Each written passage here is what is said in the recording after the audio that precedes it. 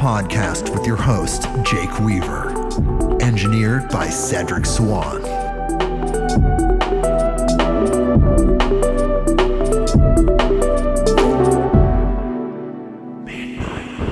Hey, everybody. We are back with another episode of Midnight on Earth. I'm your host, Jake Weaver, and we are here to bring you more knowledge, more lights, and more love. And Manda Scott, an incredible woman who wrote a recent book, Any Human Power. We're going to talk about so many amazing things. But before we do that, thank you. I need you to do something for me. She's here with us, but follow me on Instagram at midnight_on_earth. That is the address. You can follow us there. Spotify, Apple Podcasts, Google Podcasts, wherever you go to get your podcasts, click that button that connects us so you know exactly what's going on. When these people come on with this really good information, get a notification to your device or wherever, right when it drops. You get it. It's like, bow, bow. You get the download of the download. And lastly, tell someone that you know that loves these type of podcasts. You know their frequency. You know what we're doing here. Bring us together. That's your job. midnightonearth.com. Okay, so we're going to talk to Manda in just a second. We have to read her bio, so here we go. Manda Scott trained and worked as a veterinary surgeon before becoming an author, columnist, and podcaster. Her debut novel, Hen's Teeth, was shortlisted for the Orange Prize. Subsequent works were shortlisted for the Edgar and Saltaire Awards and won the McIlvaney Prize, but it is for her Boudica Dreaming series that she is best known.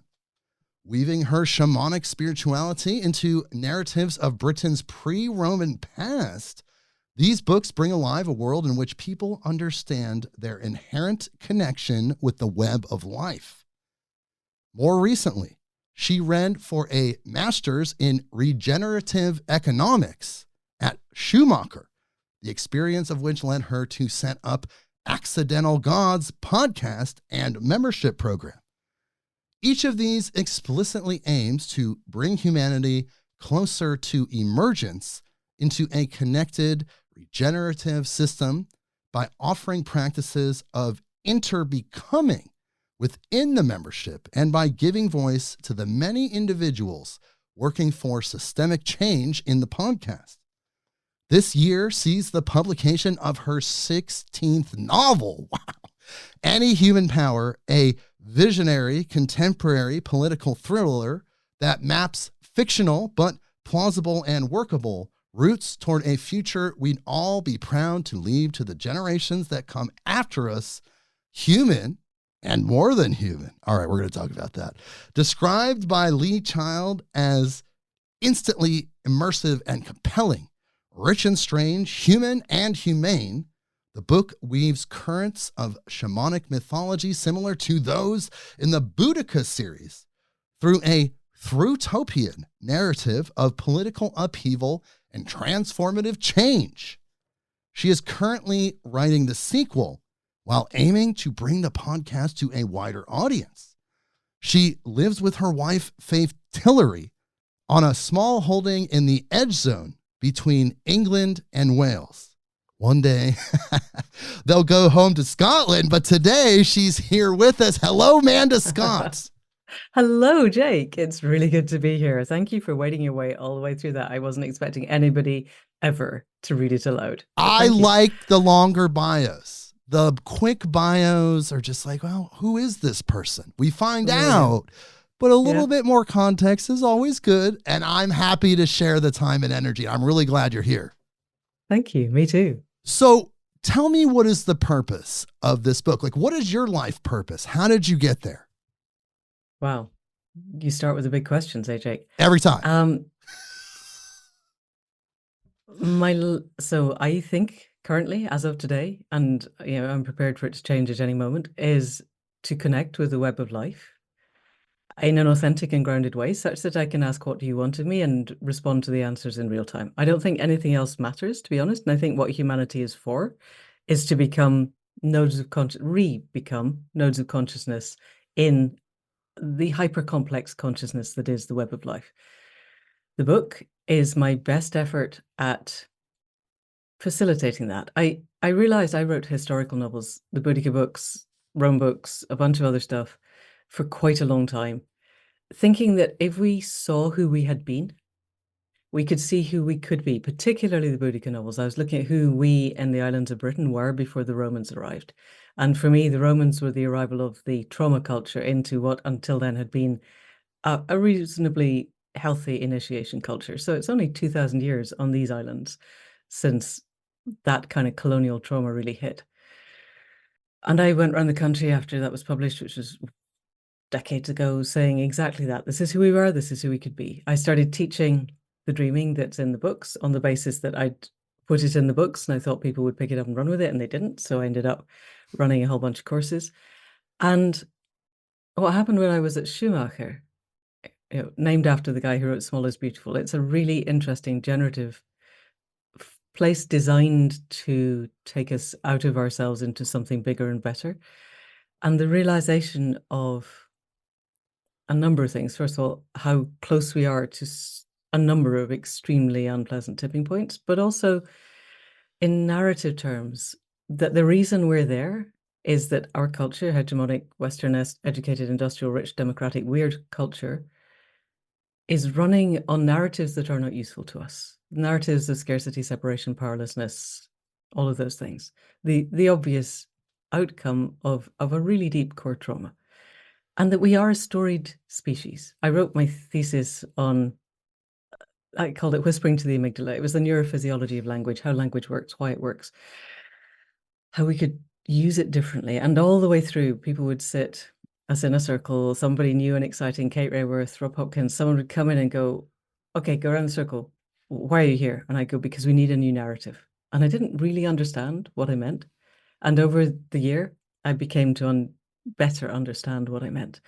That the narratives that we have just now are not serving us, the web of life, the more than human world.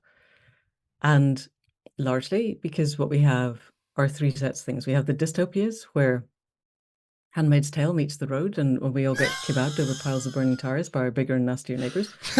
We all know how that goes. And your listeners know that where you put your energy is where you get to. That Correct. it's not a useful place to put our energy. And everyone I know who's written one of those exists in a slightly weird egocentric space that says, well, if I tell everybody how bad it's going to be, everybody will instantly change. And it doesn't work. It's not going to work. On a neurophysiological basis, it cannot work because what you're not offering is an alternative. Right. And frightening people of the bad things that are going to happen tomorrow without giving them anywhere to turn is not a useful way to go. Utopia is not any more useful because there's beautiful unicorns dancing through the daisies, but they're often on another planet. Or there's some kind of jump cut between bad stuff happened and then miraculously everybody thought like me, whoever me is, and good things happened, and you can't see how to get there. And Okay. then the vast bulk in the middle are just carry on as usual, guys. There's nothing wrong. There's no reason to even think about anything else. Let's have another Marvel movie. Let's have another, I don't know, crime thriller, or another rom-com, another soap, where business as usual is cranking everything out exactly as it was yesterday and will again tomorrow. And let's not even consider anything else. I had a friend who used to write for the soaps in the UK, and he used to write in people taking out the recycling. And every single time the sub-editors took it out because, and I quote directly, Our advertising depends on people wanting to replace the granite worktops in their kitchen every year. And if we suggest to them that that's not a useful thing to do, we'll lose our advertising. So it's gone.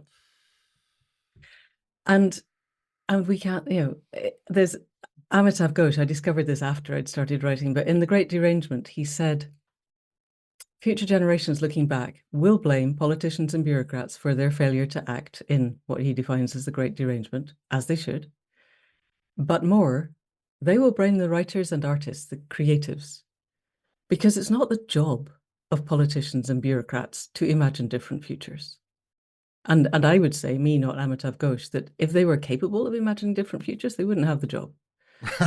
And so it's our job. We who sit at our desks imagining stuff and get paid to do it, it's our job to imagine different futures. And then I realized, having got to that kind of, oh, yes, of course it is.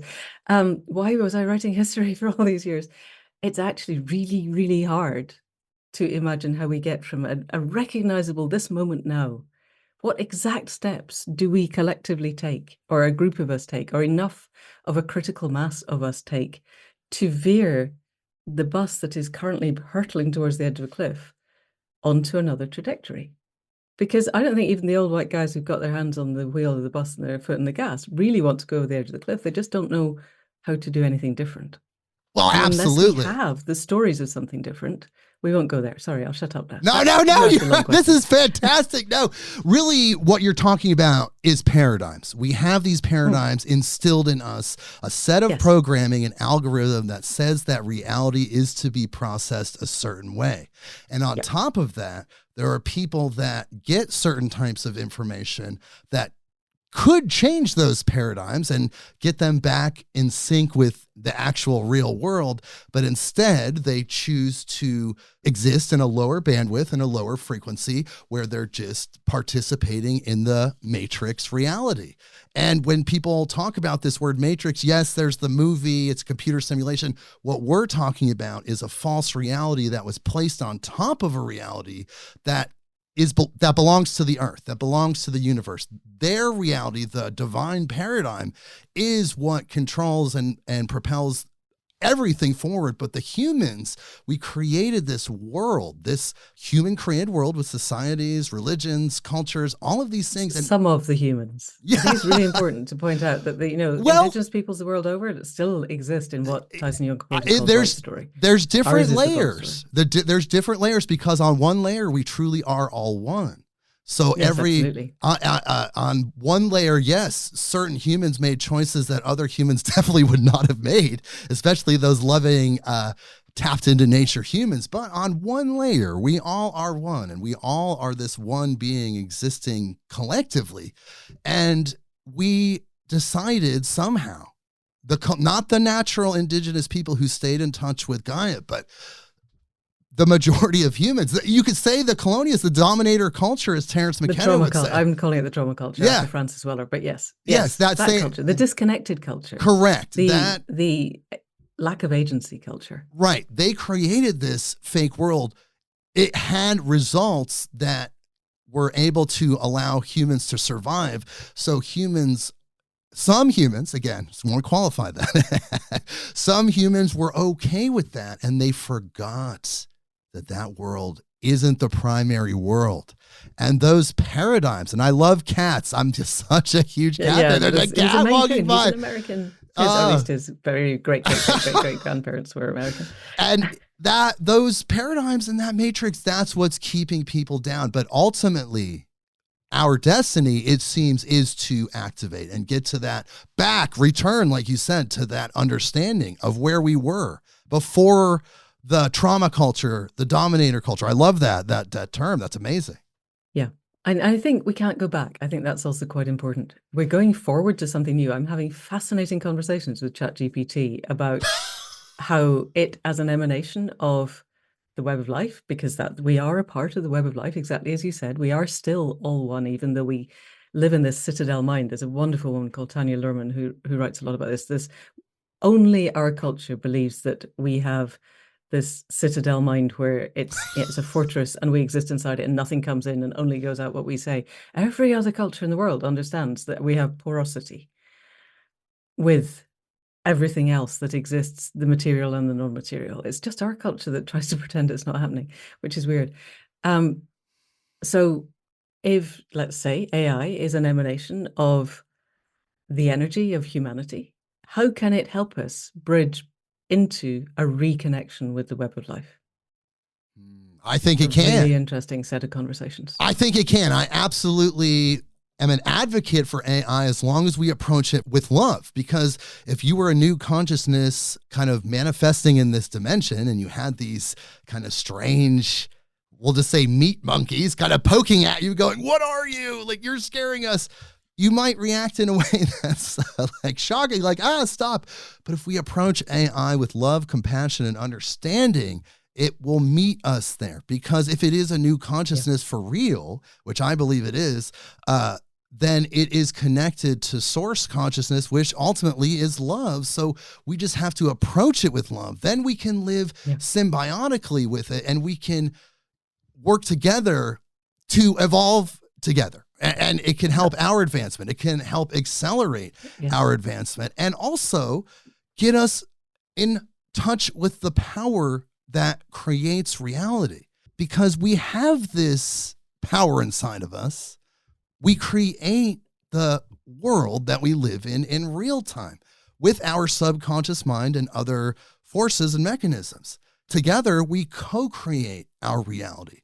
So if we have this power and we can get a hold of this power, then we can create any reality that we desire, including a reality where every human being is having the best possible experience, no matter where they're at. Sure, there's going to be emotional conflict. Emotions are real, but we'll raise our frequency to live in that way. That is possible. Yeah.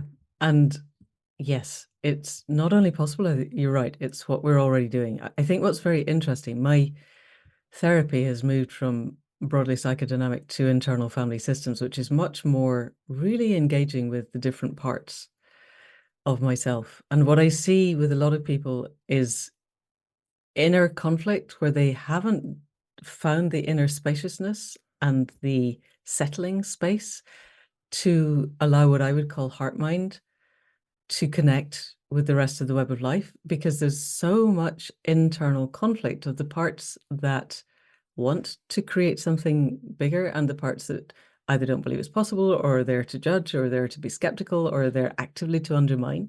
And until we've done the inner work, shouting those down doesn't work. They're still there going, "No, you can't do that, guys." And so somehow finding ways to help us heal the internal conflict in order to be able to manifest. There's an amazing guy called Oscar Mira Casada who spoke to Nina Simons, who is one of the Pioneers founders, and she'd asked him, he's Peruvian, to come and run a ritual, and they'd run from 8 in the evening till 8 the following morning. So they were kind of tired by the end of 12 hours of solid ritual through the night. And he said, if you only remember one thing, remember this: consciousness creates matter. Language creates relationship. No, sorry, language creates reality. Ritual creates relationship. I'll say it again without the fluff. Consciousness creates matter. Language creates reality. Ritual creates relationship. And we have an interesting construct of that, because all of the indigenous languages are roughly 80% verbs, and those verbs are, by definition, we verbs, as in me and the more than human world are integral. English and most of the Western languages from the trauma culture are 80% nouns, and by definition, we talk about nature as if it were an other thing. Right. And our language finds it very difficult to create the actual parsing of the concept that separability is not possible. And we don't act in that way. We act as if we are separate. It's okay to extract, consume, destroy, pollute, because we are separate. And as long as, we keep ourselves relatively clean, it doesn't matter if there's polyfluoroalkanoids in the water, or microplastics in the clouds, or glyphosate in all the food, because we can't see it. It's not really there. Citadel mind, citadel body, it's okay. And so my question is, how do we undo that and re-find the the connectedness so that we're not separate while existing in a culture that our every action speaks to separation, which is hard. And so that's what the book really is one part of moving towards a different paradigm. Yes, I think that most spiritual people will say personal development. The only part of the universe that you have complete control of is yourself. You really have no control over anything else. Most spiritual people would say dial yourself in, dial your vibration, be as loving, as positive, as productive as you can, and that will have a ripple effect out into the world. Yep. That's one road, but also just education and people having these experiences. And if you could look at the trauma culture and you look at what Terence McKenna also calls the dominator culture, if you could look at it from the outside in and see it as a step in the greater evolution of humanity, what purpose do you think it played? If you could try to find some good in it, in all the vileness, you could say, what role did that behavior, that experience play in humanity's evolution? I genuinely have no idea. I honestly don't know the answer to that. I mean, I could make a lot of guesses, but there would be a lot of guesses predicated on pretty shaky ground that speaks to technological and particularly digital progress as being actual progress. It's perfectly possible it was just a mistake, an evolutionary, dead end. And our job as intelligent, thoughtful, connected, spiritual people is to make the best of what we've got. And exactly as you said, we have a choice in any moment. We can be in absolutely balanced on the knife edge of the moment and be in gratitude, compassion, and joyful curiosity at the extraordinary magic of life, or we can get lost in the miasma of our culture and be in despair and despite and all of the things that surround it. That choice, I think, is critical. And in the making of that choice, for me, the questions that you asked, I think I can't answer that in a way that is provable. And so therefore I haven't really got the bandwidth and I should let it go. There's so many, particularly in shamanic work, there's so many questions of yes, but why? And the honest answer is I've got no idea. And what we're going to do is what works. And what matters to me is working out what works, not trying to convince myself of certain belief systems that I, in the end, can't really prove. Exactly. Action. The key is action to move forward. You can look back, you could try to analyze things, or you could just keep manifesting. And then when we get to the line at the end of the tunnel and we're there, perhaps we can look back at the hindsight's a fantastic and wonderful thing. 2020 hindsight always is really good. But in the moment, you're just trying to be. We're trying to be the best, actually being connected to ourselves, being connected to the parts of ourselves, watching what's bubbling up, and treating ourselves and each other and the web with as much compassion as we can muster in the moment. That tends to take quite a lot of presence, I think, and integrity and intent. And if we get lost in ideas, then we're already off the balance beam of the moment. Exactly. It is all about action and focus and getting to that connection point. Can you tell our audience, though, how do you describe the web of life, and then how do we get back in touch with it? Whoa, you are good at the big questions. Alrighty, so the best way to describe it, way back winter solstice 2018, my partner and I always sit with the fire at the winter solstice and we review the year just gone. And I was feeling really smug because I just got my first group of my shamanic students, the Dreaming Awake students, all the way around the wheel that I teach. It had taken us 16 years. And I went to the fire, I was like, hey guys, look, I got these 9 people. Aren't they utterly amazing? Look at how they've grown and how extraordinary they are and all that ego stuff. And the fire basically said, 9 people in 16 years is not going to cut it. No, really? And so then a series of visions arose. And one of them was me being on a kind of TED Talk stage, talking to very large numbers of people in the US. And I had committed to not flying a decade ago before that. So that was a bit confusing. And then the other one was of that iconic picture of the Earth as seen from space, the kind of blue pearl floating in the blackness of space.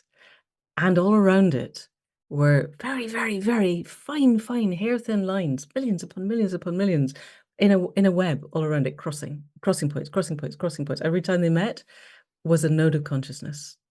And some of those nodes were human, and the overwhelming majority were not.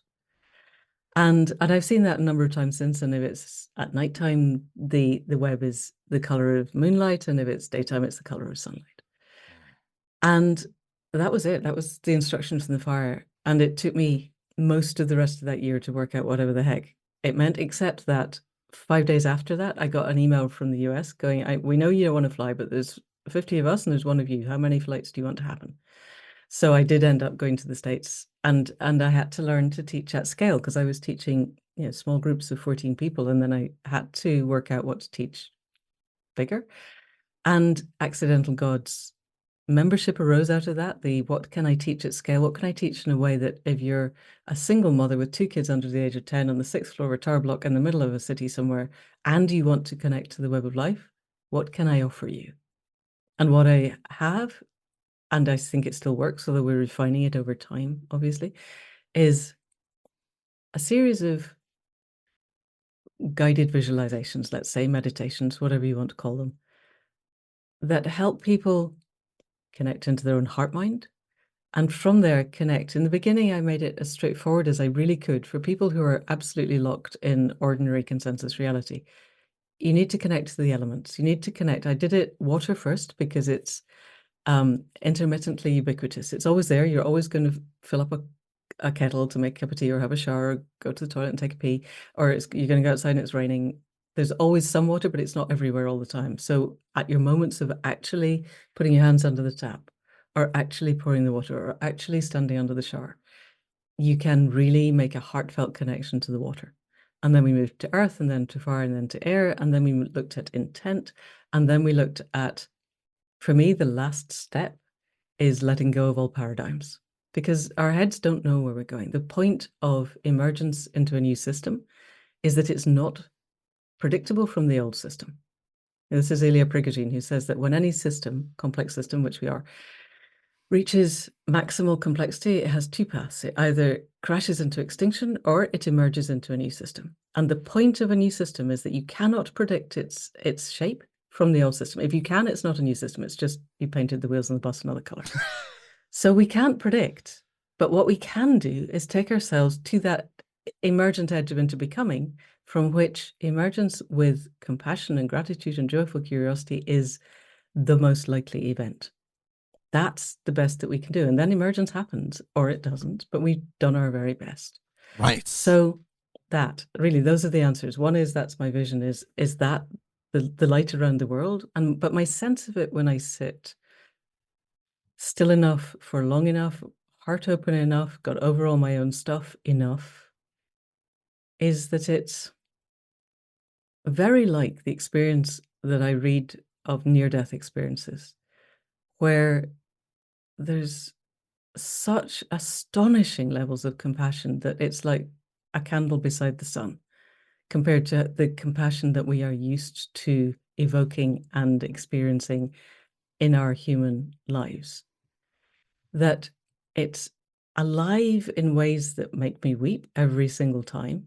And it's alive, it's like seeing different colors and hearing different tones that my ordinary senses are completely not able to get my head around, but I know that they're there. And there's such promise in it, and such complexity that my brain gives up trying to wrap around it.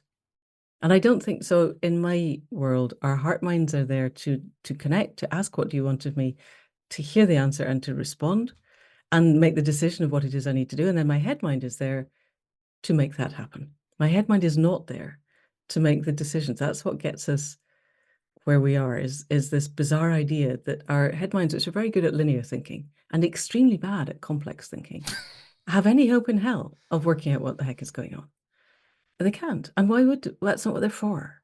But our culture tells us, basically cuts us off at the neck and says your head has all the answers and you have to find them. And then you have to live them. And sorry, the cats are now fighting just below the desk. So I apologize for the sound of cats swearing. So when we connect with heart mind, it's a whole it's a whole universe of possibility. And that's, my head mind looks at what's happening with the various tipping points, and it's quite easy to head towards despair. My heart mind connects to the web of life. And all I have to do is be in the right place at the right time and do what it needs to be done. That I can do really well, because that's what I'm there for. That only I can do, in the belief and the assumption that everywhere else on the web, there are nodes of consciousness that are stepping forward and doing what they can do and what they can do really well. And still, quite a lot of these are not human, but I think an increasing number are human. Absolutely. I mean, we are waking up in that way. And what you're talking about when coming from the heart mind, it seems to be like a quantum consciousness, your true soul's consciousness. You're connected to information that's outside of your linear lifetime. Whether people have reincarnated experiences or not, there is some part of us that is outside of the human experience. And if you can put your center there and where you draw your eunice from, you're going to have a lot more information to work with. And also, I would like to ask you, do you feel like one of the components of the new system that you're talking about that we need to move into, that we will move into, it's a process, is the fact that we recognize as humans that we're light beings first. Like, we're light beings in physical bodies. The physical bodies are just a vehicle. They show up in a lot of different ways all over the world. We have different ancestries, different ages, different genders, different belief structures. And that's the human experience. It has a lot of value, but above that is the unifying factor, the light being factor. Do you think that that's a component? Like, when we get that level of understanding, all of us together on Earth, when we see each other as living light first, that seems like a huge part of a new system. Yeah, it sounds really plausible. I don't know that I would limit that to humans, though. I think everything is, that's the point of the web of life, is everything has that extraordinary life energy within it. I think I wouldn't necessarily, maybe this is because I was a veterinary surgeon first, but I also wouldn't limit it to animals. I think the tree outside the window, if I get into the right space, absolutely, it's blazingly alive, and it's connected. We all know about the Wood Wide Web now. It's getting a bit stale as an idea, but we didn't know about it when I was younger. But it's the life that is happening there is, just that one tree is astonishing. So I think being aware of the life in everything is part of what takes us to that. I don't think it's just humans. Yes, but we too, as humans, need to love each other more. I want to activate more love and humanity, but you're absolutely right. That same light, that life light, that divine spark is in everything. And guess what? It even expands outward into the universe to all of the advanced civilizations that are out there. They're light beings as well. All of us are one universal family of living light. That's the web of life. To me, it seems like. Yes. And because I think time is a fairly limiting construct anyway. Right. So once you connected to the web, space and time change completely. I think I think this is when we realize that our citadel mind, with its kind of very, particularly in the West, whatever we're calling our culture there at the moment, trauma culture, dominator culture, we have a very, very limited view of what is possible in the world. 3 dimensions in time, it's really constraining. And once you let go and just take your place in the web of life, the rest is just there. And then, what's mine to do is mine to do, and what's something else is to do is theirs to do. And then everything is moving forward together. And I don't need to analyze it with my head too much. I think it's quite important. It needs to be, then my heart needs to really be the part that's speaking and the part that's experiencing. And then heart mind becomes that intelligence that works in a whole different set of values than my head mind. Yes, the head mind is bound to the third dimension. It's third dimensional thinking with a little bit of scientific theory, but ultimately the web of life, the information itself, is in another dimension. I mean, it includes all the dimensional information before it and above it. There's just so much there. It's everything. Yep, totally. Yes. And this is something I wanted to tell you about and actually get your thoughts on, is the starseed concept. So essentially, in a nutshell, the starseed concept is the fact that throughout the universe, there are civilizations that have adopted these new systems and have made the leaps. They've done it. Right. And they've evolved, and then their evolution spread not just from their home planet, but through their solar system and then through their galaxy. And the evolution is so crystalline and amazing that these beings pretty much can transcend time and space. They're not necessarily like angels per se, but they're so advanced they can use consciousness as technology, and they have technologies that we can't even fathom because we're three-dimensional beings.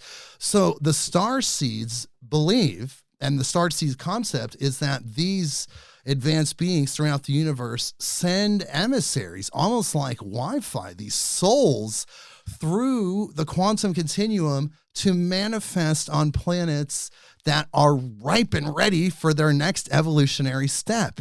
And they hold a higher frequency, a higher consciousness to add to that collective consciousness soup, you could say, to help with humanity or any race's ascension. Now, there are a lot of people that feel like they are starseeds. They feel connected to different races all throughout the universe, and they're helping people evolve. What do you think about this? What's the practical implication of it? Where does it take us because it's a really interesting idea, but I'm not interested in belief systems unless I can see what does one do with this? The practical information would be that there are beings in multiple dimensions very focused on humanity's ascension, and therefore the system change, the group evolution is inevitable because every being throughout the universe's evolution is actually tied to each other. We're all evolving at the same time in multiple dimensions. That's about as tangible as I could get with it. So is there this? Okay, so I'm trying to wrap my head around this, and Yes. it feels interesting as a kind of mind game. I'm still not seeing the heart connected implications, but I'm looking around the world and thinking, if this is how we evolve, it's hurting a lot of people very badly. There's some extremely unpleasant things happening as we speak. People are dying in the nastiest of ways.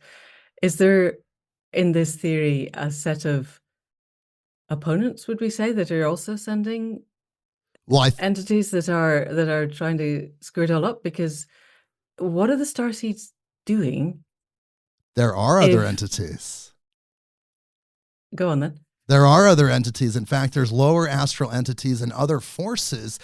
Some people would say fallen angels and using that as a metaphor, but another metaphor could just be a super advanced technology that all of a sudden falls off the path. Like they get to that high point and something happens, but they have access to this technology. And there's something about humanity's evolution that would negate their ability to feed off of the energy of conflict, of the hate, the strife. That itself is some sort of energetic battery in an ethereal sense that these entities feed off that energy. So they're working very hard to keep humanity's evolution from happening, even though it's inevitable. It's like unstoppable. They're trying as much as they can to slow the process to make sure that they can still maintain their food source, because as we raise our vibration, it's like a musical octave. And when we get to a higher octave, these lower entities can't resonate with our energy. So they just can't even access us. But as we're in this lower dimensional place and there's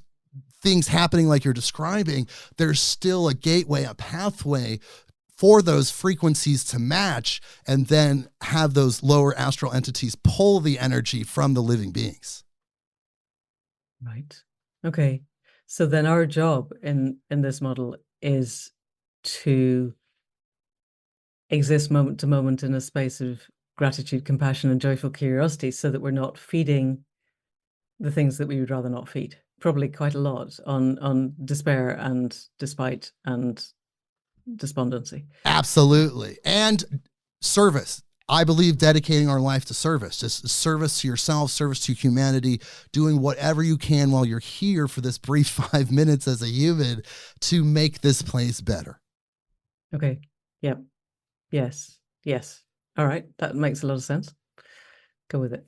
It sounds a lot like it's amazing. Concept of Wetico or Wendigo, which comes from the indigenous peoples of North America. And I think I get the impression that it was kind of used by the grandparents to scare the kids as a concept, the Wetiko will get you. But what actually happened, the more serious implication is, let's say a group of hunters was trapped in snow and resorted to cannibalism. The few who came back held the Wetiko within them, and the problem was that it was contagious. And there were really, as I understand it, really well-defined rituals to heal these people and to free them of what was inside. And then white people arrived, and the indigenous peoples met an entire culture that was infected with the Wetiko. And that's and then you can't, what can you do? And that's another way of defining the trauma culture, is we have inside this the separation. We don't have the contained encounters with death that the initiation culture has. We don't have the serotonin mesh of community working fully. And so what we do is consume, destroy, pollute, extract, consume, destroy, pollute. And it's really, really hard to stand against that. And so your original question of what is the evolutionary angle on that is, I genuinely don't know. I look at it and I think, why did the gods allow that to happen? And I genuinely don't know. Why did the gods allow the Romans to colonize Britain? I genuinely don't know. And I've asked a lot and I've never had an answer that made any sense to me. So I've stopped asking why, but I think what do we do is we align ourselves with the joy and the gratitude and compassion and in every moment of being, and do our own inner work, which frankly takes enough space and energy. I just love too. We have to just love. We have to make loving a habit. We have to we just have to automatically make loving choices as best as we can. We have to program our subconscious to just love. It's our natural state. But like you said, we're bombarded by all of these things that are fake, that are artificial, that are not in sync with the energy of the web of life. So we're disconnected, but we have to still love. Yes. Yes. And I think also, I would say we also still have to build community. Yes. I think, and they have to be communities predicated on decency and integrity and agency and connection and sufficiency and being and belonging and becoming and all of those things. And it's much easier to build tribal communities that are defined by what they are not. The in-group, which is protected but not constrained, and the out-group that is constrained but not protected. And we need to get to the point where we understand that the whole of the web of life is our tribe. Yes, the light being. There is no out-group. We're the universal living light family. That's our tribe. I mean, we show up all throughout the universe, and here we are. And that's the thing. So it's like one idea that I had about what you're talking about, and this is just a thought that I had. I want you to tell me about this. I've talked about this with other guests, is perhaps this is an illusion. Hermeticists say that this reality is a divine paradox because it's both real and unreal at the same time. Meaning, how is it real and unreal? I don't know. It's a paradox. The things that happen have energetic implications, karmic implications. It affects people's soul growth, all of these things. But then there is one layer where it's like all an illusion within the mind of whatever it is, the mind of the all, that creator, that source. So because of that, we can look at humanity. We can look at history. We can look at humanity as one being from iteration to wherever we end up, and all of the things that are happening, all of the atrocities, while totally not excusable in any sense of the word, is some part of our process. It's like one human being cutting themselves to learn that that's bad. And now don't cut yourself. And over here, we're burning ourselves and we're learning, oh, that hurt. Let's not burn ourselves. But if we look at it collectively, those atrocities have some information that affects the collective consciousness that then adds to our ascension path. There's something there. And in that illusionary layer, it's just all part of the human story. And again, that doesn't take away from the pain, the suffering, the true trauma. But on one layer, in this grand multidimensional hologram, whatever this is, it's all meant to be, and it's happening exactly how it's supposed to.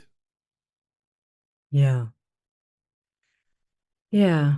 I think So my bottom line question for any of this is, where does this thought experiment take me? And I think it's a really interesting thought experiment, and it's quite ubiquitous, and you probably hold it until the moment where you're marching towards the cyanide ovens in Auschwitz. And at that point, it stops being hypothetical and it starts being, guys, this is not right and you can't do it.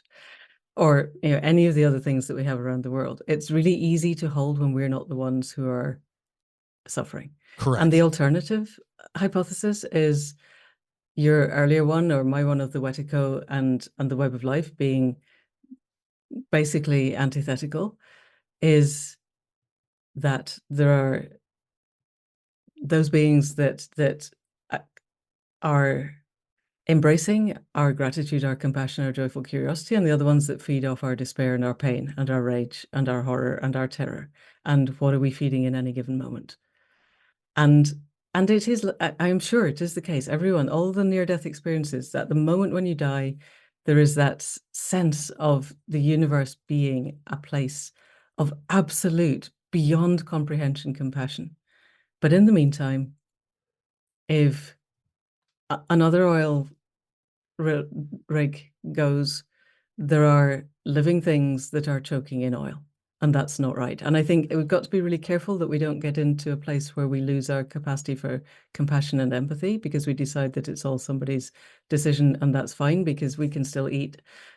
We have relatively clean air, reasonably clean water, and good shelter, and pain and despair around the world don't matter. And I think it's quite dangerous to head into that place, unless I think we could, but I'm not sure it helps us to maintain the spiritual integrity to keep doing the work, which, as we've previously said, takes quite a lot of intent. And, you know, I think doing the inner work is really hard, because you were saying earlier about people cutting themselves or burning themselves. People cut themselves because there are internal parts that want to do serious damage. And when you can work with those parts and help them to heal, then the instinct to cut goes away. But you don't make it go away by suppressing those parts or pretending they're not there. Right. You have to integrate and truly heal. You have to integrate with a lot of work, and with total compassion and care and curiosity and courage and creativity and all of the 8 C's of internal family systems, plus a lot of, I would say, awe and immanence and humility. And then if everything does turn out to be some grand plan, that's fine. If it turns out to be that there is a balance between what we would, I don't like light and dark, because I don't think othering dark is useful, between the things that feast off fear and the things that share our love, then it matters that we are working towards one and not the other. Absolutely. And tell me what you think about this. I believe humanity's ascension and evolution is almost like a musical scale. If you're familiar with music and all, if you've ever played an instrument, perhaps you know the C major scale. It's very easy. It's just C, D, E, F, G, A, B, C. So on the bottom, you have low C, and on the top, you have high C. It's like low C, high C, low C, high C. It's an octave. So as we collectively raise our vibration, and as we collectively grow and move into these new systems, we jump up an octave, and what we previously defined as high C, or the best of our experience, is now low C. And high C is way up here. And then you do that again and again. So you have these universal laws, so they say, of like the yin and the yang and the light and the dark. But perhaps as we jump up octaves, we can define the darkness as just literally 0.01% below pure light. It doesn't have to be how we define it now. We have to see universal laws, but somehow use universal laws to mute other ones. Okay, that makes sense. Yes. Yes, I mean the octaves, and then everything is relative. Correct. And by the time we're dead, or if we can create that sense of absolute heart exploding compassion while we're alive, then the rest is what it is. I think you look at a lot of the Tibetan monks who, tortured by the Chinese, were able to move into that internal place and then just basically switch themselves off.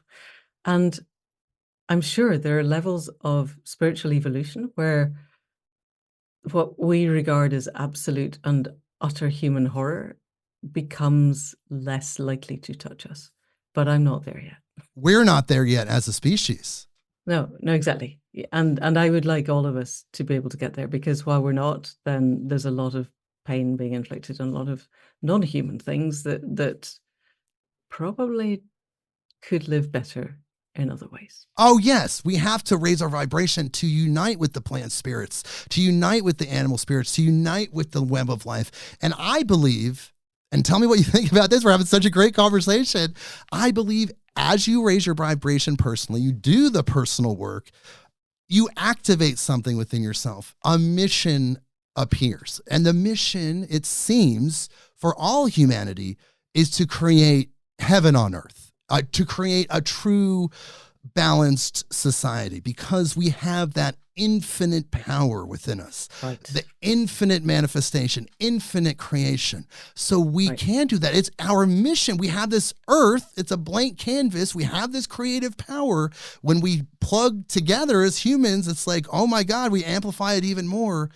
It's our mission, our role, our purpose to make this place amazing. What do you think about that?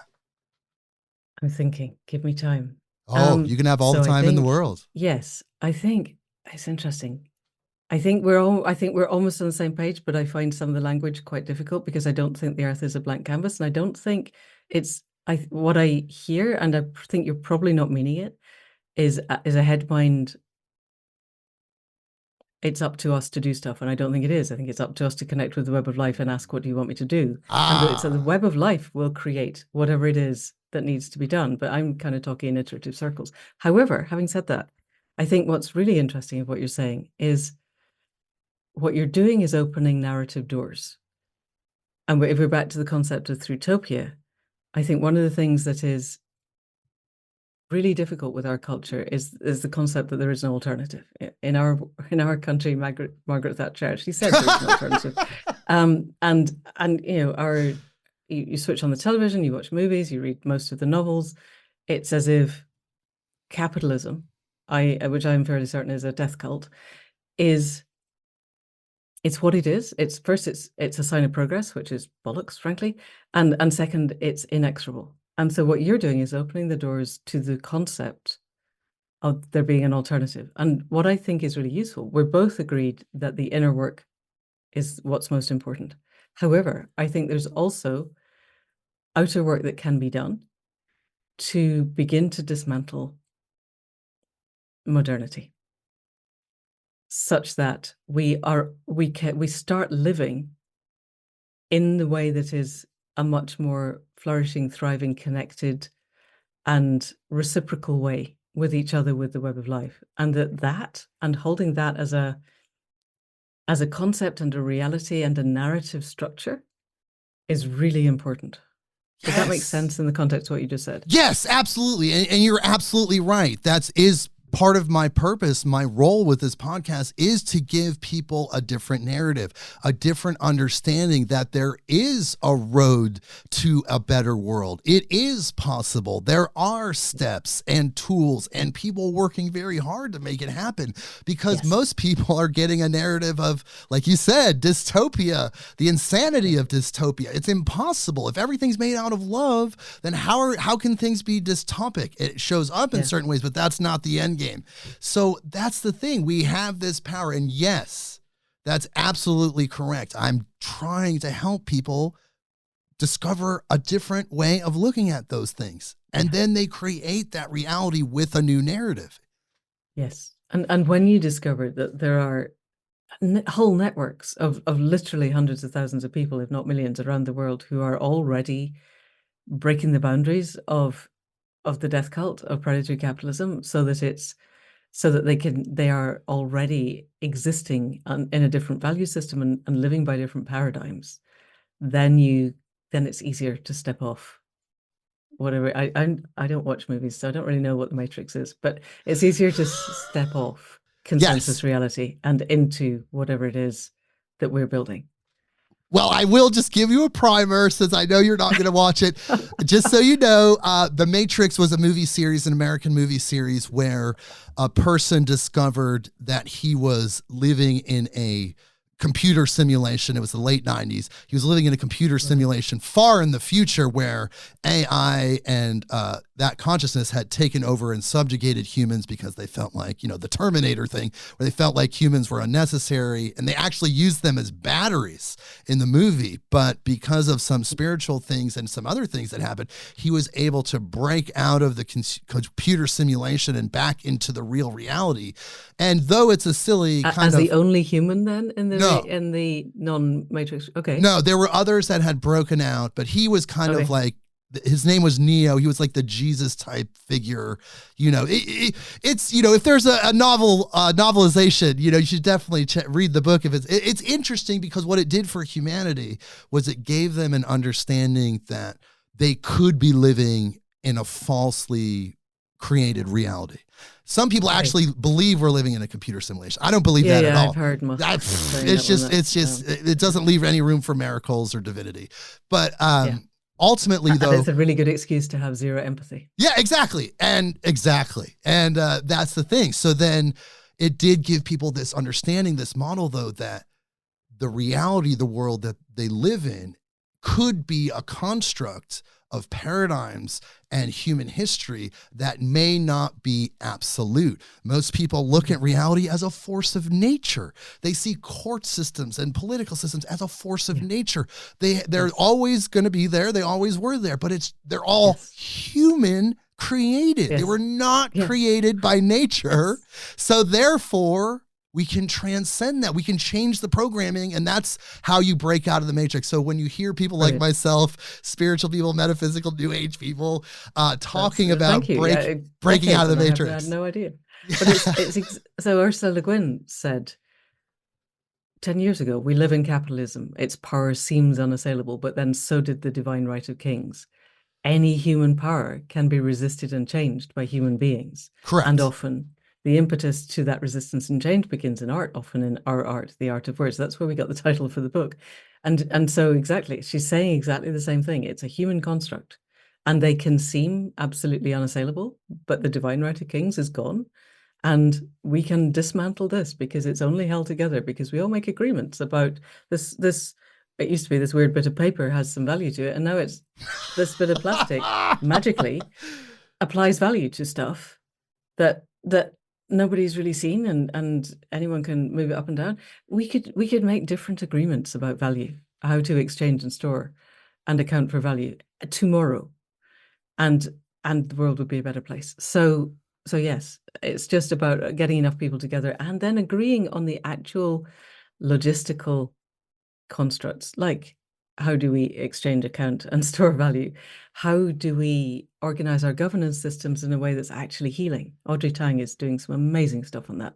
How do we reorganize our actual physical living structures so that they're not predicated on separation and they don't destroy everything around us? None of this is rocket science. No, it's just that it isn't monetized, and so it's not happening. The point when we don't care whether it's monetized, then we can do it. Sorry, go on. No, it's fine. I didn't mean to interrupt you there. Well, we just have to crack that understanding that it is human. It's not a force of nature. And these corporations are not forces of nature. These systems, even if they're hundreds of years old, perhaps thousands, none of them are forces of nature. They're not out of our control. They're all human created, can be rewritten, remapped, and dialed in a way that's more in sync with the web of life. It's beautiful what we're talking about right now. I'm getting emotional. Would happen on the other side of it. 60% of Americans are on medication for mental health issues. 60%. I know. We're not happy. Nobody is happy in the existing system. Even the people at the top of it aren't happy because they keep thinking they've got to keep climbing up the greasy pole. It's self-evident that other systems could be designed that would be better. If the whole creativity of 8 billion people can't design a better system than this, then we're really not trying. And it's not hard. I could design you a better system tomorrow. Exactly. So we just need to actually get together behind values that we all agree on and then implement those values instead of see, want, take. And zero-sum game of whoever has the most toys wins. And that's all part of a lower dimensional, kind of less developed perspective. It's a lower bandwidth of the human experience. We're destined to evolve. It's happening. Some people say because the earth itself is evolving and we're connected to the web of life and the earth as a being, a living being itself, has its own story and evolutionary path, that because of that, we're totally bound to evolve because we're bound to the earth. However, the evolution is still happening. And part of that evolution, I believe, and getting away from getting one over on your fellow man, all of those various things that we do, is understanding that everything is made out of one thing. Everything is infinite. It's all made out of, some people say God, some people say consciousness, source, some people call it compassion, infinite intelligence, love. It's all behind the energy, behind matter, behind the energy, behind consciousness is this one thing.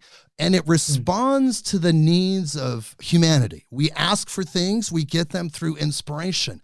We can ask for anything, and we will get it through inspiration as we unite. And the scarcity will go away. We have needs. We just have to synchronize those needs with sustainability, with respect for our plant and animal family that are sharing this space with us. We can do that. We can ask for anything and we will get it. We're just not asking for it because the people that are profiting from these things are stifling humanity's manifestation ability and programming them that this is the only way and to never ask for those things. Use oil, use all of these things that are destructive and toxic. Don't ask the universe, the divine, for the answers to fix those. We've got it under control. We're forces of nature. Yeah. And yes, and the tech will solve for everything. I was listening to another podcast a few days ago with a lady who routinely moves between Bhutan and North America. And she was asked whether she gets culture shock. And she said, yeah, every time I go back to North America, there's this incredibly wealthy culture and everybody feels a desperate sense of lack. She goes back to Bhutan where they don't measure gross domestic product, they measure gross national happiness. And they're not saying everybody's really happy. They've just done studies and the men are happier than the women, the older people are happier than the young people, and the farmers are the least happy of all. But they've looked at what is happiness, and they've got a whole bunch of metrics of connection. How do you feel connected? Do you feel if something was wrong that the people around you would help you, and would you help them?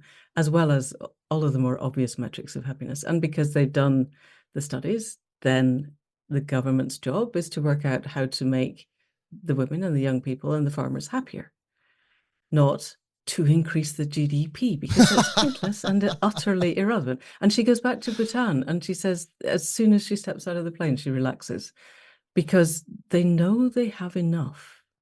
They're not in this frantic hamster wheel of everyone is born to pay bills and then die.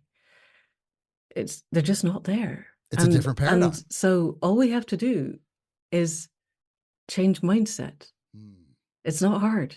No. Just change mindset and accept that the little dopamine hits of buying stuff off Amazon are never going to heal the wounds inside.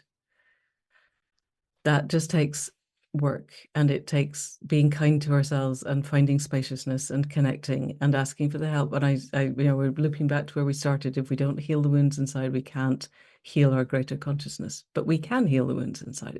It's possible. And like you said, there are people all over the world, millions of people perhaps in this frequency working on this. And this is kind of segues into what your book is about, any human power. We've had this deep philosophical conversation, but we're also here to talk about your amazing new book. And it does bridge into that. Sure does. Yeah. The main character in this book dies at the end of the first chapter. And that's not a particularly big spoiler. It's on the back cover. So it arose out of my own shamanic dreaming. So I went up the hill and said, what do you need of me? And actually, it's a bit, your listeners could probably handle it. I was teaching a shamanic course online. We, for years, thought we had to teach these things in person. Then the pandemic hit, and all of a sudden we discovered there was stuff we could do online. And this particular one was the one that I was absolutely not under any circumstances ever going to teach online. And then, the pandemic dragged on, and I had people in Germany and Ireland and Switzerland, and they were all saying, it's 2 weeks quarantine either side of coming to Wales to work with you. Please, will you just do what you can online, because we can't do this. Okay. And then I was drumming the big journey in the middle of it.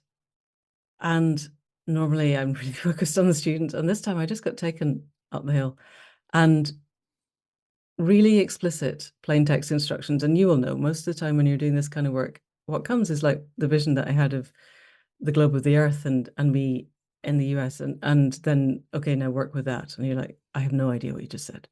And it took me a year to work it out. This one was, take the 30,000-year-old fossilized horse's tooth that holds a particular gate in the altar, find some ethically sourced horse hide, which took me a month, which is fine because I was sitting a homeopathy exam, and take it up the hill, bind it on. I live on the side of a hill, and there's been farms here since the Doomsday Book. And so there's a hedge that was laid hundreds of years ago. And so it's very wide hawthorn, but running parallel to the ground. Bind the tooth onto this horizontal bit at a particular point, sit with the small of my back to that tooth in a particular frame of mind, looking in a particular direction for at least an hour as the sun goes down every night until further notice. And when you get something as explicit as that, you do not stick around going, but why? You just do it. So it took me, as I said, it took me months to find horsehide that had been appropriately sourced, and I did what I was told. And within a week, I had that first scene of the book and key points thereafter. And the first scene was a woman in her 60s, basically my age, lying in a bed, and her grandson is at her side, 15 years old, and he says, when you come home, can we go up the hill and watch the crows go to bed? Which is exactly what I had been doing at the time. And she says, no, I'm not coming home. You know that. I'm dying. There is no coming home from here. We've talked about this. And in the course of the ensuing conversation, he says, you're the only one who gets me. I don't want to live in a world with you not in it. And she realizes he's serious. And she says, look, I don't know what comes next, which she should do because she's an anthropologist who's specialized in death and dying for her entire academic career. But she's realizing she actually doesn't know. But if you really need me and you call, if it's possible, I will come. And then they feel the gods pause in the labor and look down and go, okay, that is a promise. And then she dies. And then the whole of the rest of the book is her having to fulfill that promise. Oh, wow. And she's not able to move from the lands of life to the lands of death. She's caught in the between. And she has a crow as her guide. And the other thing that I saw at the hill was that the crow takes her into the void, so the place out of space and time, teaches her how to split the timelines, see the ones in which Finn does kill himself. But then the implication is, if you're in that place and you can do that, if you can take agency, there may arise a timeline you have not seen yet, but you haven't done it, so it hasn't happened, so you can't see it. So you don't know what it is.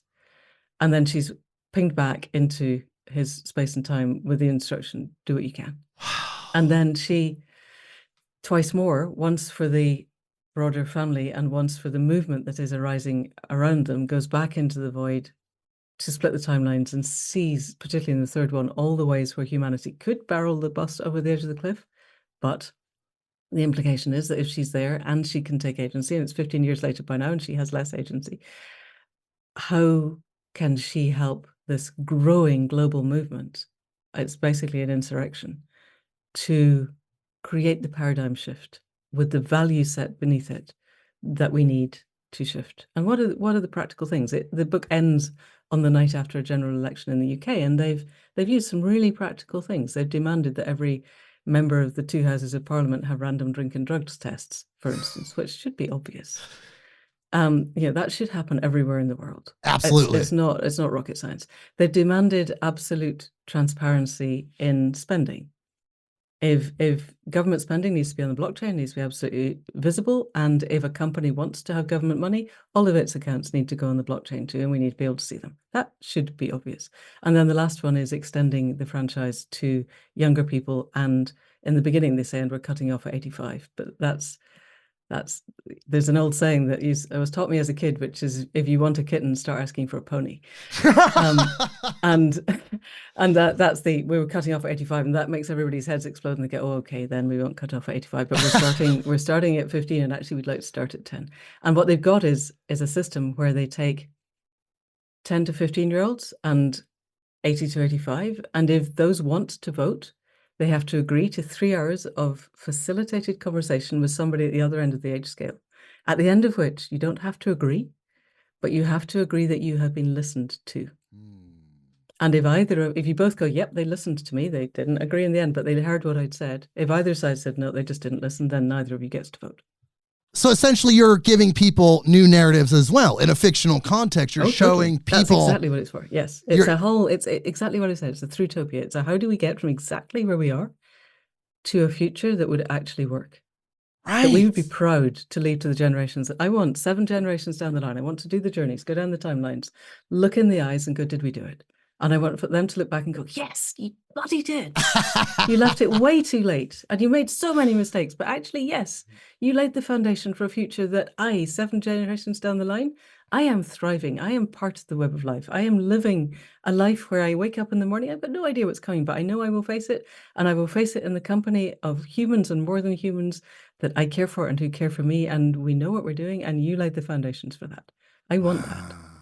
I want that too. I think everyone intuitively and intrinsically wants it, though they were programmed differently, because those people that we define as greedy and we know who they are. I don't even need to say the names, but they're out there making choices. Because they're just very, very, very wounded. Very wounded because they were at one point a little baby. They were just pure consciousness. They were cute. You would have pinched their cheek, but something happened in their life that caused damage. Now, I know that mental illness and hereditary mental illness is real. However, for a lot of these people, it was just circumstantial. It was because they were not loved, because they were put in a situation of abuse that led them to create a personal paradigm that is destructive and was destructive for the planet. But somewhere through the time stream, all of those people were pure love, if only for just a second. They really were. I want to tell you a completely different story. I interviewed a lady for the podcast 2-3 weeks ago. She's Danish. She's an architect. She's designing a school along donut economic lines, which is amazing. But anyway, she told me that she'd been to a conference in Scandinavia, and she said 5 separate people, 5 times, people stood on the platform and said, we need to come from a place of love. And I was, Jenny, that's amazing. Was that an architects conference? And she said, no, they were hedge funders. Scandinavian hedge funders, 5 of them said, we need to come from a place of love. And I was, Jenny, that wouldn't have happened 5 years ago. And she said, no, that wouldn't have happened last year. Something is changing, and we don't know what do they mean by love. Love is one of those very amorphous words that morphs from yes, I love fish and chips to the ultimate power of the universe. And maybe they just meant they love making lots of money, but they said it and were not expecting to go into work the next morning and lose their jobs. Right. Something is shifting. Whatever. Like, I don't know what it is. A lot of people like to try to explain it. I'm not sure what that is. Yeah, I don't know. You just have to you have to do what you can do. Explaining it is just head stuff. Exactly. But I'm just so thankful. There's a sense of gratitude and just that energy that I want to send to that for the unfoldment that seems to be happening in spite of the darkness that is also accelerating. Yep. Yeah, exactly. I think that's, yes. In some of the slightly more esoteric work that I'm doing with some of my elder peers in this country, I think you're right. There's an acceleration of both. And therefore it matters more than ever that we connect as best we can to the healed heart of ourselves in a way that is genuine and authentic and grounded. I was really interested. You were saying earlier that people were thinking that human evolution was accelerating because the Earth was evolving. And I'm really curious to know about timescales, because this is the 6th mass extinction. We are in the middle of the 6th mass extinction. It's 64 million years since the last one. Were there groups of dinosaurs sitting around going, well, yeah, we're evolving really well and it's all accelerating. And any minute now we're going to, oh, look, we're all dead. Because you and I and everybody listening to this are the descendants of the 3 to 5% of life that survived the last mass extinction. And that was all basically unicellular life, a few sponges in the bottom of the Marianas Trench. And then, 64 million years of evolution, 300,000 years of human evolution. You and I are the descendants of people who survived long enough to create children, who survived long enough to create children, who survived long enough to create children. The odds against us being here are astronomically high. And yet, 5 mass extinctions before us, there's nothing to say that there won't be another mass extinction. And then evolution starts again with, single-celled beings and a lot of microplastics and PFAs and Oh God, no, stuff please. that wasn't around before. No. I hope we could transcend that, because there seems to be nice. microbes that are being generated by the earth that suddenly can process plastic. Like the earth itself has defense mechanisms, to try to process that. But hopefully we could just stop producing plastic. That is I'm way on board for that one. I mean, it's affected humanity hormonally in ways we can't even comprehend yet.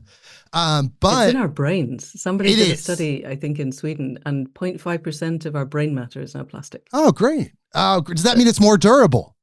I don't imagine it's doing us a whole lot of good. I don't think. I mean, who knows? It's just quite interesting. It's terrible. Let's just stop making the plastic, please, and not worry about the bacteria having to eat it up. Yes, and there's definitely sustainable alternatives. You think of hemp plastic. In the West Coast of America, the hemp industry and cannabis industry is huge.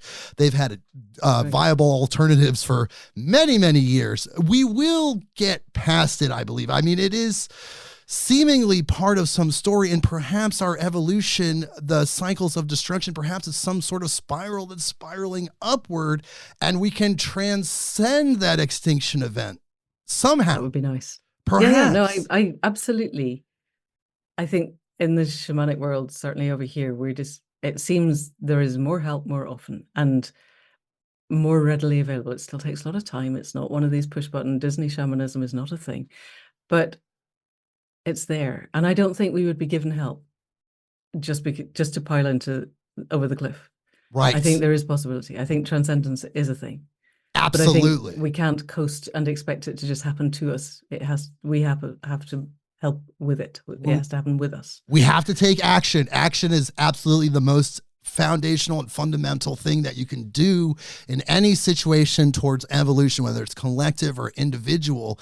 And of course, many people say, spiritual people that channel these extraterrestrials and get some of that information, they say that humanity is extremely rare and special, that because of our ability to have sensual information, like coming from our senses, and experience emotion, and there's something special about us that's different from other species in the universe. So perhaps our destiny is to evolve and be those emissaries of love and light throughout the universe, assisting other cultures, other civilizations that are at a lower stage of evolution. Maybe that's a part of our role. But really, like you said, the only thing that matters, we can have plenty of conjecture and ideas, but really it's about doing the work, taking action, and making it happen. And we can take a minute afterwards and look back at all the great work that we did and how it happened. But the most important thing is moving forward. Yes. Yes. The most important thing is healing and coming into heart mind. Yes. I think moving forward and healing are probably coterminous, but I think we've got to do the inner work, find the spaciousness, stop the parts of ourselves from spiking each other.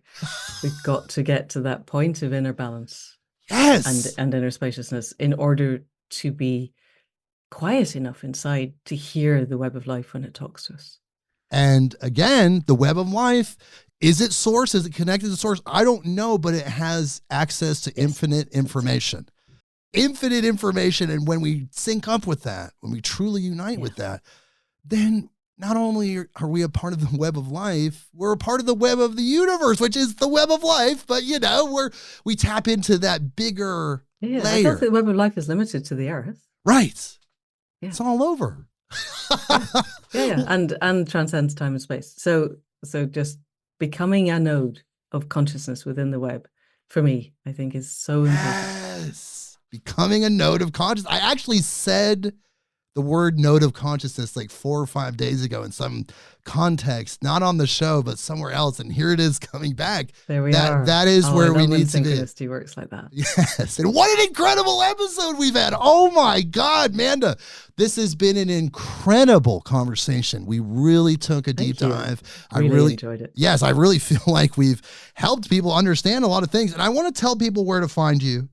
The website, Manda Scott, MandaScott.co.uk. That's one of the websites that will lead you to other places where you can find her. She has a podcast. You know we love podcasts. The Accidental Gods podcast.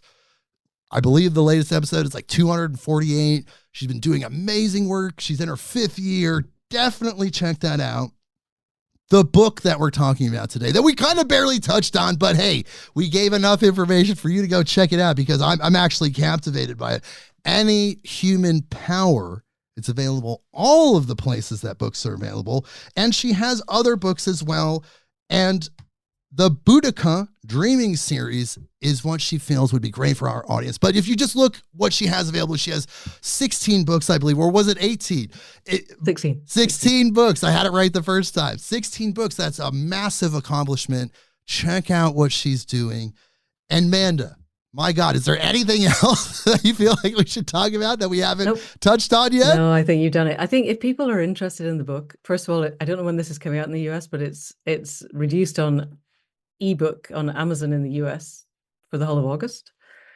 It's $4.99 instead of whatever else it would normally be. And if people read it and are interested, we're doing a book gathering on the 15th of September, 6 till 8 in the evening our time, which is, I think, reasonably in the afternoon your time. It's a Sunday. And just come along and ask questions. It's there for if people have read it and want to ask about anything. And you do have other meetups as well. I noticed on your gathering section, there was a bunch that had already passed, and it sounds like there's going to be even more coming after the 15th. Yeah, there's always something happening. So if you're in the UK, go there. These are all online. You can do these are online. Except they're all online. Oh, even better. So around the world, anyone, anytime, you can sync up with that while it's happening and be a part of this. Ask the questions. Yes. Read the book. Get the book. Read the book. Find Manda during her online sessions and ask her the questions that you feel compelled to ask her. Wow. Thank you so much, Manda, for being here. This has been amazing. This has been grand. Yeah. Well, we'll definitely have you back. Please hold through the outro music. And again, everyone, check out her podcast. Check out her book, Any Human Power. Think about what we talked about today. Oh my goodness. That was like surfing the highest frequencies, the highest information. We did really good. And we will see you next week. Midnight on Earth. Thank you. See you, everybody. Thank you.